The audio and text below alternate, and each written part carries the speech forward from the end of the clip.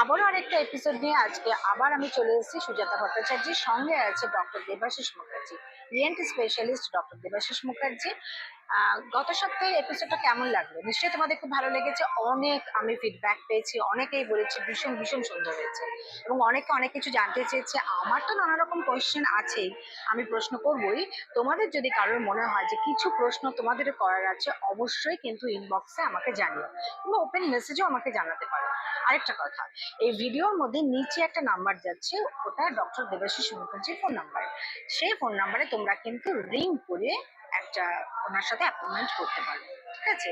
আর একটা কথা, অবশ্যই কিন্তু চ্যানেলটা সাবস্ক্রাইব করো, কমেন্ট করো, লাইক করো। তোমাদের মতামত আমাদের জন্য ভীষণ জরুরি, ঠিক আছে? চলো তাহলে আজকের প্রশ্নে চলে যাই। আজকে আমার প্রশ্ন, বড়দের যদি নাক দিয়ে রক্ত পড়ে তাহলে সেক্ষেত্রে আমরা প্রাথমিকভাবে বাড়িতে কি করতে পারি এবং কেন পড়ে, বিশদে একটু জানতে চাইছি। বড়দের যে কারণে নাক দিয়ে রক্ত পড়ে তার প্রথম কারণটা হচ্ছে রোড ট্রাফিক অ্যাক্সিডেন্ট অথবা নাকে কোনো চোট লেগে যাওয়া। এছাড়া অন্যান্য যে কারণগুলোর মধ্যে নাক দিয়ে রক্ত পড়ে, যেমন উচ্চ রক্তচাপ। প্রথমে নাক দিয়ে রক্ত পড়া যে কোনো রোগী এলে আমরা প্রেশারটাকে দেখতে বলি। অনেক সময় উচ্চ রক্তচাপের জন্য আমরা ঠিকমতো চিকিৎসা করি না, ওষুধ ঠিকমতো খাই না। আচমকা যদি রক্তচাপ বেড়ে যায় তখন নাক দিয়ে রক্ত পড়তে পারে। এছাড়া নাকের সামনের দিকে একটা জায়গা আছে, নাকের পার্টিশনের নিচের দিকে, যাকে লিটিল সেরিয়া বলে, যেখানে অনেকগুলো রক্তের নালী এসে মেশে। সেই জায়গায় যদি ঘা হয়ে যায়, এটা বিশেষত হয় নাক ফোটার জন্য, সেটা যদি হয় তাহলেও নাক দিয়ে রক্ত পড়তে পারে।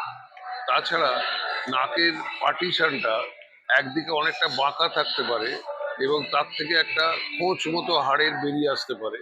সেইটা যদি থাকে তার উপর অনেক সময় ঘা হয়ে যায়, ঘা হয়ে সেখান থেকে রক্ত পড়তে পারে। এছাড়া আরও বিশদে ভাবতে গেলে, যেটা নাকের ভেতর কোনো টিউমার বা পলিপ যদি থাকে, পলিপ দু রকমের হয়, একটা দু নাকে হয়, একটা এক নাকে হয়। এই ধরনের পলিপ থাকলে পলিপ থেকে কিন্তু রক্ত পড়ে না, কিন্তু পলিপটা অনেকদিন থাকতে থাকতে যদি সংক্রমণ হয় তাহলে নাক দিয়ে রক্ত পড়তে পারে। নাকে যদি কোনো টিউমার থাকে তাহলে নাক দিয়ে রক্ত পড়তে পারে। তাছাড়া নাকের পার্টিশন যে বাঁকা থাকার কথা বললাম, সেই বাঁকা থাকতে থাকতে এমন হলো যে সাইনাসাইটিস ডেভেলপ করলো। অর্থাৎ হাওয়াটা যেহেতু নাক দিয়ে সমানভাবে ঢোকে না, যে সাইনাসগুলো আছে নাকের চারপাশে, সাইনাসগুলো হচ্ছে কতগুলো মাথার খুলির মধ্যে কতগুলো ফাঁকা জায়গা, সেখানে কফ জমে যায়, গিয়ে সেখানে প্রদাহ হয়, ওই মাথার যন্ত্রণা হতে পারে এবং নাক দিয়ে রক্ত পড়তে পারে। আর একটা কারণে খুব রক্ত পড়তে পারে, সেটা খুব চিন্তার ব্যাপার। সেটা হচ্ছে এইগুলো সাধারণত গ্রোয়িং এজের ছেলেদের হয়। নাক দিয়ে রক্ত পড়লো কিছুতেই কমছে না এবং এই রক্তপাত কিন্তু প্রফিউজ হয়, মানে এত বেশি হয় যে চিন্তার বাইরে।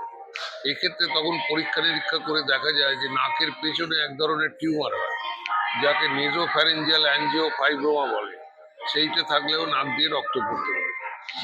এখন প্রাথমিকভাবে যখন রক্ত পড়বে তখন আমরা কি করব? প্রাথমিকভাবে বাড়িতে যেটা করব, নাকের পাটাটা জোরে চেপে থাকবো, চেপে হাঁ করে বড় বড় করে নিঃশ্বাস নিতে বলবো এবং নাকের গোড়ায় বরফ দিতে বলবো। এইটা করলে সাধারণ রক্ত পড়া হলে অনেক সময় কমে যায়। একটা জিনিস মনে রাখতে হবে, উচ্চ রক্তচাপে যখন রক্ত পড়ে, রক্তটা কিছুটা বেরিয়ে গেলে তখন কিন্তু অনেক সময় প্রেশারটা কমে যায়, যেহেতু রক্তটা বেরিয়ে গেল। তাই রক্ত পড়ার সঙ্গে সঙ্গে যদি প্রেশার দেখা হয় তাহলে দেখা যাবে যে সেখানে তো প্রেশারটা স্বাভাবিক আছে।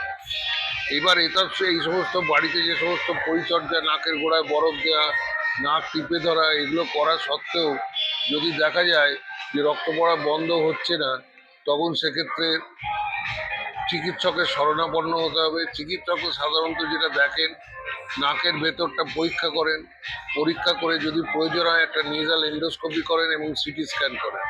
এতেই সাধারণত ডায়াগনোসিসটা হয়ে যায়, তারপর সেই অনুযায়ী চিকিৎসা করতে হয়। এটা প্রয়োজন মতো শল্য চিকিৎসারও প্রয়োজন হতে পারে।